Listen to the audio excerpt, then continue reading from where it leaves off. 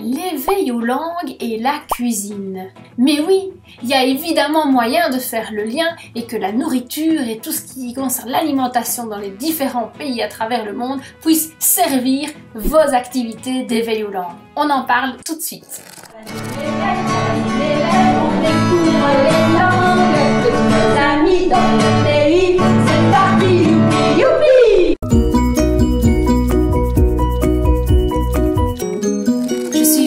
De Nambeel, directrice de Tradanim, spécialisée justement dans l'apprentissage précoce et ludique des langues.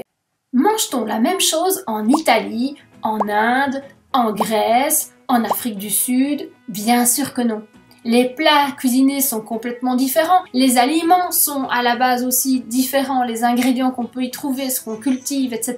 Donc cela va nous servir énormément pour pouvoir aider les enfants à comprendre la richesse de notre monde.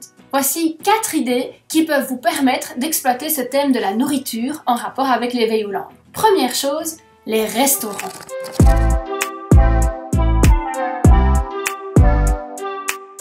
Tous les enfants dans votre classe ont sans doute eu la chance d'aller un jour ou l'autre au restaurant. Eh bien, c'est exactement de ça qu'on va partir, de leur vécu. As-tu déjà, toi, été dans un restaurant où on proposait de la nourriture qui vient d'un autre pays? Ah oui, moi j'ai été en Italie et j'ai mangé des pizzas. Et moi je suis allée au restaurant grec et j'ai mangé de la moussaka, etc., etc. Et vous allez voir, au restaurant chinois, ils ont mangé ci, il y a des sushis aussi. Voilà, ils vont pouvoir retrouver dans leur vécu des moments au restaurant ou dans ce type de fête où ils ont pu expérimenter, goûter une nourriture qui n'est pas pour eux de tous les jours mais qui est celle qu'ils ont découverte. Et donc, surtout, on va profiter de leur expérience et de leur vécu pour rebondir et faire le lien en disant regarde, et on peut retourner vers son coin éveil aux langues, je vous ramène à la capsule numéro 1 pour situer sur la carte le pays dont on parle. Peut-être que pour un enfant c'est très clair que on mange des sushis à tel endroit, alors que pour un autre pas du tout, c'est une découverte. Et donc que les enfants entre eux s'entraident et puissent indiquer d'où venait ce qu'ils mangeaient s'ils le savent.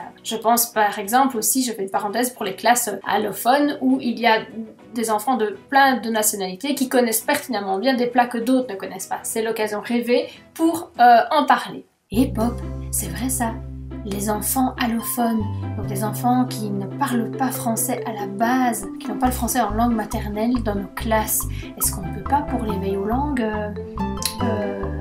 les valoriser d'une manière ou d'une autre? On en parle dans une prochaine vidéo. Deuxième manière d'aborder la cuisine et l'éveil aux langues, c'est par les aliments, par les ingrédients spécifiques.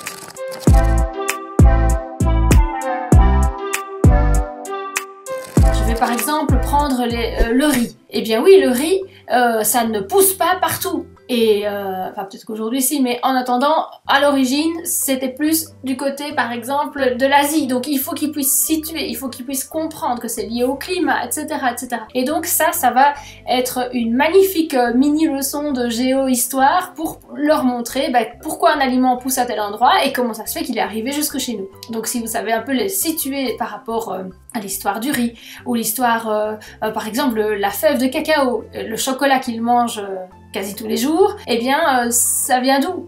Et comment c'est au départ? Donc ça, c'est clairement aussi une piste que vous pouvez exploiter par rapport à l'éveil aux langues et à la diversité de notre monde. Le troisième point que je vois pour aborder la cuisine et l'éveil aux langues, c'est les plats typiques.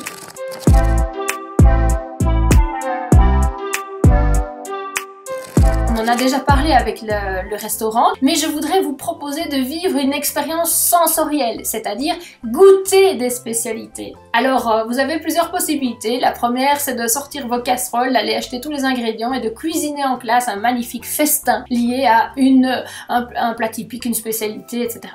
Personnellement, à votre place, je ne ferai pas ça parce que ça va vous prendre énormément d'énergie. Alors si vous en avez pour faire ça, génial. Si justement c'est votre kiff, comme on dit, et que vous adoreriez faire ça en classe, faites-le. Mais si justement, rien que l'idée de sortir les casseroles, de cuisiner avec toute la classe vous effraie, ne partez pas là-dedans. Il y a d'autres moyens de goûter, d'expérimenter un mets qui vient du monde autrement. Première idée, ça peut être un parent d'élève qui va justement cuisiner pour la classe un gâteau de spécialité turque par exemple. Ça peut être quelqu'un d'autre qui se propose pour amener quelque chose que lui connaît qui est spécifique à un pays. Donc il y a plein de ressources avant de soi-même commencer à cuisiner dans la classe. Mais comme je vous disais, si c'est vraiment votre bonheur, ben faites-le. Mais personnellement, je ne le ferai pas. Je préférerais des solutions où je vais faire goûter des petites spécialités, des petites touches. Par exemple, le pindakas, le fameux beurre de cacahuète.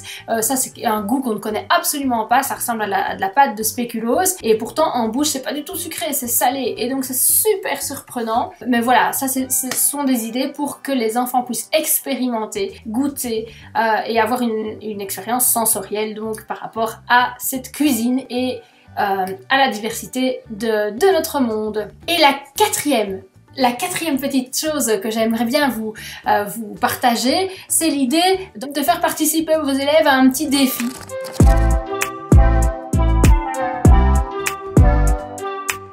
Le petit défi qui s'appellerait « Ramène un bout d'Italie dans la classe ». Je prends l'Italie parce que c'est le plus facile. Je suis certaine que tout le monde a dans ses armoires des sortes de pâtes. Ça peut être des macaronis, des tortellini, des spaghettis, enfin peu importe. Il doit bien y avoir chez les enfants de votre classe des ingrédients comme ça dans les armoires. Alors le but du jeu, c'est de vivre cela à l'échelle de la classe et de se mettre un défi en disant on va ramener un bout d'Italie en classe. Et donc ce que vous allez faire, c'est dire aux enfants, allez pour telle date, chacun ramène quelque chose et puis on met en commun et on cherche les noms. Alors vous avez là par exemple toute une série de mots qui correspondent avec comment on appelle cette pâte là et ça va être super intéressant pour les enfants d'apprendre à le prononcer. Pour ça vous avez Google Translate qui est vraiment très bien fait, vous tapez le nom et vous demandez la prononciation et vous allez tout à fait entendre comment il faut le prononcer.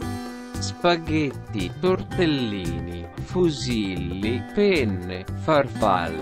Ça, vous utilisez Google Translate quand vous ne savez pas comment ça se prononce et qu'il n'y a pas dans votre classe ou dans votre environnement à l'école quelqu'un qui est une personne ressource. Il se peut très bien qu'il y ait un enfant italien qui parle italien dans votre classe, ben alors évidemment lui il va pouvoir dire que c'est, je sais pas moi, rigatoni et que l'accent tombe comme ça et pas autrement. Alors lui sera votre personne ressource. Ça peut être la dame qui surveille les dîners qui justement sera super contente d'être interviewée par les petits détectives de votre classe qui seront très contents de savoir comment on dit. Voilà. Et évidemment, cette assiette que vous aurez récoltée avec toutes les pâtes crues, hein, évidemment, je vous le conseille, vous la mettez dans votre coin et veille aux langues, tout à fait. Voilà, voilà, c'était quelques pistes pour illustrer comment on pouvait mettre en musique l'éveil aux langues et la cuisine. À très bientôt!